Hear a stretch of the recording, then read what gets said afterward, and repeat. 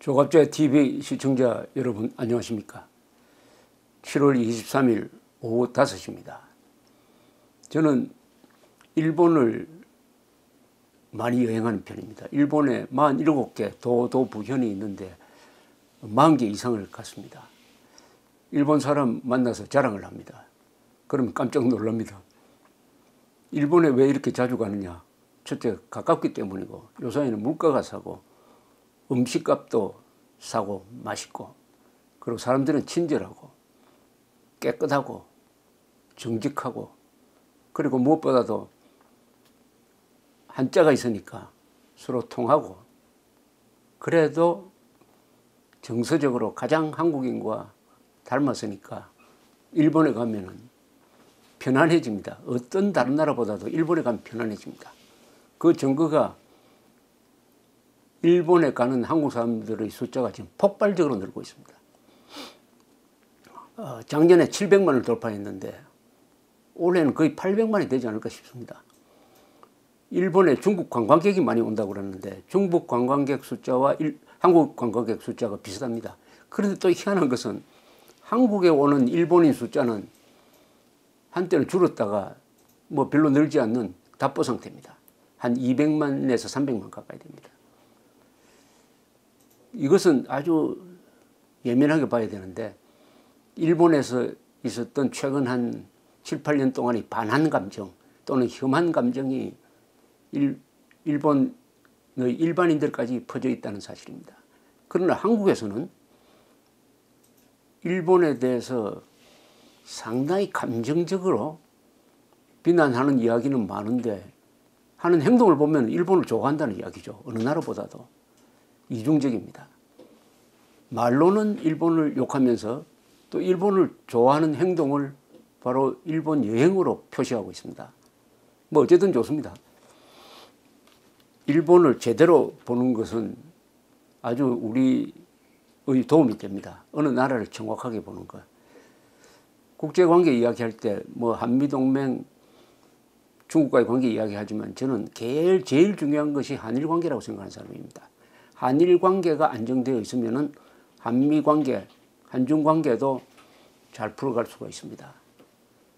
그런데 한국 사람들은 일본을 우습게 아는 세계에서 유일한 나라로 알려져 있습니다. 이상하게 일본을 만만하게 봅니다. 세계에서 일본을 만만하게 보는 나라는 한국밖에 없습니다. 미국도 중국도 러시아도 일본을 무섭게 생각합니다. 왜냐? 서로 전쟁을 해봤으니까요. 일본이 얼마나 큰 나라라는 것은 이런 비교를 하면 어떨까요? 유럽에서 최고의 경제 강국이 있습니다. 어디입니까? 그게 독일이죠. 독일과 한국의 GDP를 합치면 일본하고 비슷합니다. 실감 나십니까? 일본은 항상 세계 제2위의 경제대국이었는데 요사이 3등으로 밀렸습니다. 중국 뒤로 밀렸습니다. 그런데 일본은 면적이 약 38만 평방킬로미터, 한반도의 2배입니다. 인구는 약 1억 3천만 명 줄어들고 있습니다. 그렇다고 한국이 작은 나라가 아닙니다. 한국도 남북을 합치면 8천만입니다. 큰 나라입니다. 경제적으로는 세계 10대 강국이죠. 일본은 2, 3위 강국이니까 우리보다 앞서 있습니다. 그런데 일본이 큰 나라라는 뜻은 일본이 복잡한 나라라는 뜻입니다. 그리고 일본의 문화, 역사, 경제가 아주 깊다는 뜻입니다. 근대화를 한 경험이 우리보다 훨씬 더 깁니다. 한국의 지금 중요한 제도는 거의 다 일본을 통해서 들어왔습니다. 교육이든지 기업이든지 법률이든지. 심지어 5.16 날 때까지 1961년까지 한국 판사들은 일제시대 때 만들어진 일본말로 된 법전을 가지고 재판을 했습니다. 박정희 의장이죠. 그것을 개혁했습니다. 이처럼 일본의 영향력은 한국 속에 깊숙이 스며들어와 있습니다. 동시에 고대 한국인의 영향력이 또 일본에 들어가 있습니다. 서로 이렇게 교환된 관계죠. 일본을 여행하는 사람이 700만, 800만 된다면은 우리는 일본을 이제 제대로 알 수 있게 되었다는 것입니다. 그러려면 좋은 길잡이가 되는 책이 있어야 됩니다. 제가 어제 책을 하나 받아서 읽고 있다가 이 책은 꼭 한번 소개를 해드려야 되겠다는 생각이 들었습니다. 책 제목이 상징어와 떠나는 일본 역사문화기행, 조양욱 지음, 북스란 출판사에서 나왔는데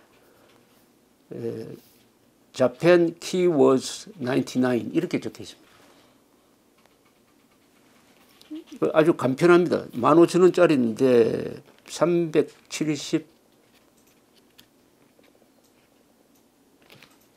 373페이지까지 되어 있구만요. 이걸 쓴 사람은 조양욱 신데 일본 교도통신 기자를 했고 조선일보 문화부 기자 그리고 국민일보 도쿄특파원 및 문화부장 그리고 일본 문화연구소장을 지낸 일본통입니다. 괴짜들 역사를 쓰다 일본 상식문답 10명의 일본인 한국에 빠지다 등등 일본과 관계되는 책을 많이 썼고 일본 라디오 단파방송이 주관하는 제8회 아시아상 재단법인 일한문화교류기금의 제2회 문화교류기금상을 수상한 일본통입니다. 이 조양욱 선생이 쓴 이 책을 읽다가 보니까 이게 상징어를 통해서 일본을 깊게 들여다보는 방식입니다. 이게 뭐 통사식으로 쓴 것도 아니고 이론을 세워서 쓴 것도 아닙니다. 그러나 일본을 나타내는 키워드가 있겠죠.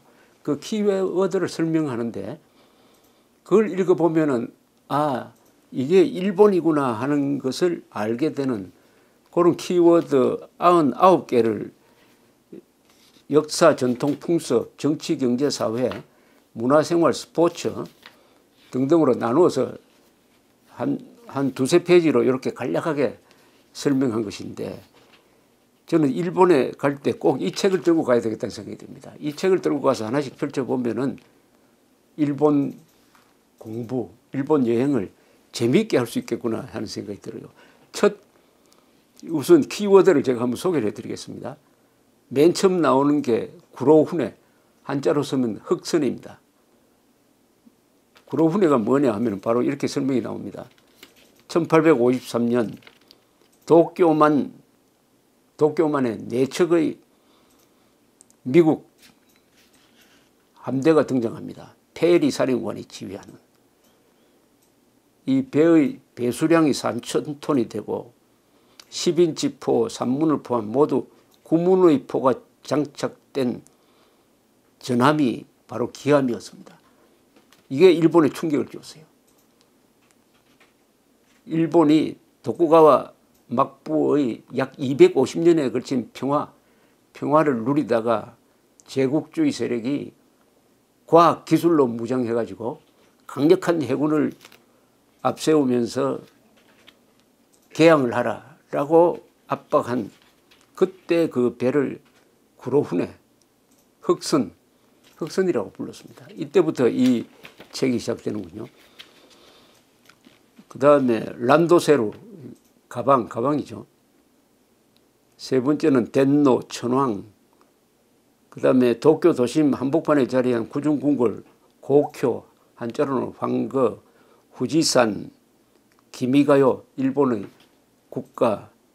그 다음에 주신구라라고 하면은 조금 우리 세대에서는 충신장이라고 하면 더 잘 알려져 있는데 충신장을 이게 뭐냐 주신구라가 뭐냐 요 역사적 에피소드인데 1702년에 있었던 47명의 사무라이들이 작당을 해가지고 자기들이 모시던 주군을 억울하게 누명을 씌워가지고 할복 자살하도록 만든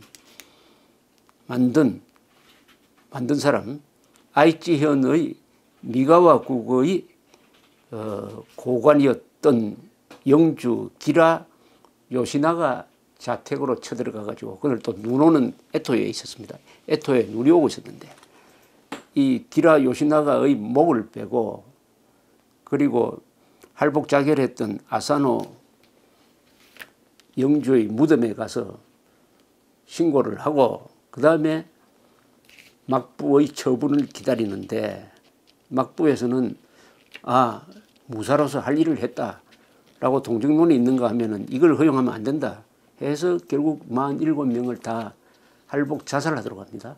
할복 자살은 이것은 처벌 중에서는 명예를 지키는 것이니까 참수형보다는 상당히 봐주는 겁니다. 그래서 47명이 주군의 복수를 하고 다 자살을 합니다. 이게 역사적 사실입니다. 그 중에는 16살 된 무사도 포함되어 있었습니다. 이게 지금까지 일본에서 전해져 내려오는 가장 유명한 사건 중에 하나고 이 거사일에 맞춰가지고 지금도 전국 20개 나라, 20곳에서 제사를 지낸답니다. 제사를. 그런 스토리가 여기 적혀 있습니다. 이런 식으로 하나하나 아주 재밌게 되어 있는데 이걸 읽어보면은 일본이라는 나라가 정말 다양한 문화를 가지고 있고 어떤 정신세계는 우리하고 참 많이 다른 것 같기도 하고 배울 점이 많기도 하고 우리는 도저히 우리하고는 생리가 안 맞는다 이런 것도 있는데 그중에 몇 개를 제가 한번 소개해 드리겠습니다. 263페이지에 국어사전이 베스트셀러 되는 유별난 세계라는 제목의 고지영, 이것도 발음인데 한자로 말하면 광사원입니다. 광사원. 이건 뭐냐 하면은 일본어 사전입니다. 일본어 사전. 일본어 사전이 베스트셀러가 됐답니다. 263페이지 한번 보겠습니다. 263페이지. 예, 광사원. 이 뭐라고 적혀 있느냐. 이 광사원은 이와나미 서점에서 나온 일본어 사전입니다. 일본어 사전인데 이게 제4판이 나왔을 때 제4판이 나왔을 때 이게 아마 1990년대로 보이네요. 90년대에 얼마가 팔렸느냐 하면 제4판입니다. 국어사전입니다. 국어사전 220만 부가 팔렸답니다. 220만 부. 그때 미야자와 리에라는 18살 영화배우를 찍은 누드 사진이 나왔습니다. 산타페라고 미국의 산타페에 가서 찍은 누드 사진인데 이 유명한 누드 사진집이 150만 부가 팔렸는데 이 딱딱한 두툼한 들면 무거운 일본어 사진이 고지영이 220만 부가 팔렸다. 이걸 통해서 알 수 있는 것은 일본 사람들의 문장력입니다. 저도 일본 사람들과 많이 교류하면서 편지나 메시지를 주고받으면은 일본 사람들이 문장력이 굉장히 높다는 것을 알게 됩니다. 호텔에 매니저하고 팩스를 주고받으면은 그렇게 간단하면서도 정확하고 예의를 차리는 글을 쓰는 거예요. 정말 훈련이 된 사람이구나 하는 걸 느끼는데 이게 바로 220만 부의 제4판입니다. 제4판이 일본어 사전이 220만 부가 팔린 나라다. 국력이 필력이라고 저는 생각합니다. 필력이 국력입니다. 문장력이 국력입니다. 일본 사람들이 문장력을 조사하면 세계에서 항상 1등입니다. 문장력이 1등이라는 것은 문장 해독력입니다. 제가 말하는 것은. OECD 국가 중에서 항상 일본이 문장 해독력이 1등으로 나옵니다. 그것은 정확한 문장을 쓴다는 뜻입니다. 그리고 교양 있는 문장을 쓴다는 뜻입니다. 왜냐? 한자와 가다가나를 같이 쓰기 때문입니다. 일본 문자와 한자를 같이 쓰기 때문입니다. 우리도 같이 써야 되는데 최근에 한글 전용으로 가는 바람에 한국어가 망가지고 말았습니다. 여기서 한국과 일본이 지금 다른 길을 걷고 있습니다. 이대로 가면은 한국은 인문, 교양 면에서 죽었다 깨나도 일본을 따라잡을 수 없다. 그런 것을 이걸 통해서 느꼈습니다. 그리고 이 키워드를 쭉 보면은 요것만 보면은 일본을 알 수 있겠습니다. 가라오케, 엔카, 일본 노래죠. 엔카. 그리고 와라바시, 우리 젓가락이죠. 와라바시, 부라쿠. 한국에는 없지만 일본에는 부라쿠라고 해가지고 하층민들이 집단적으로 사는 데가 있습니다. 고시엔 야구, 스모 뭐 이런 것도 적혀 있고 해서 신칸센도 있네요. 신칸센. 여러분 여행 많이 하시니까 신칸센 아시죠? 173페이지. 신칸센 한번 찾아보겠습니다. 신칸센. 한국에서는 신장로라는 말이 유행했습니다. 새로 닦은 길이란 뜻인데 신장로. 일제시대 때 농촌 지역에서 일본 사람들이 신장로를 많이 만들었습니다. 신칸센은 1964년에 만든 고속 열차죠. 올림픽을 할 때, 도쿄 올림픽을 할 때 선을 보였는데 일본에 지금 7개 노선, 민영화 이래 6개 노선, 6개 회사가 7개 노선을 운영하는데 약 3,000km라고 합니다. 연장 거리가. 그중에서 제일 왕래가 많은 데가 도쿄와 오사카 구간을 연결하는데 연간 12만 회를 운행한답니다. 이걸 도카이도 신칸센이라고 그래요. 그러니까 우리나라 경부 전철 KTX에 비견되겠습니다. 놀라지 마십시오. 연착 시간이 1회당 36초랍니다. 36초. 36초밖에 연발착이 되지 않는다는 겁니다. KTX 운영하시는 분한테 미안하지만 한때 KTX 10분 연착 발착한 예도 들어 있었습니다. 더구나 신칸센보다 몇십 년 뒤에 선을 보인 KTX라면 더 정확하게 운영해야 되는데 지금 36초랍니다. 36초. 연발착 허용 시간이 36초. 그리고 한 해 3억 6천만 명 이상이 이용하는데 아마 지금까지 신칸센을 이용한 사람이 한 100억 넘었을 것입니다. 자체 과실에 의한, 그럼 뭐 승객들이 잘못한 건 빼고요. 이 신칸센을 운영하는 사람의 과실에 의한 사망사고가 하나도 없습니다.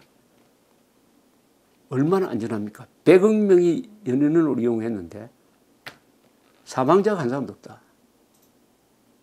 세계에서 가장 안전한 신칸센. 도대체 이런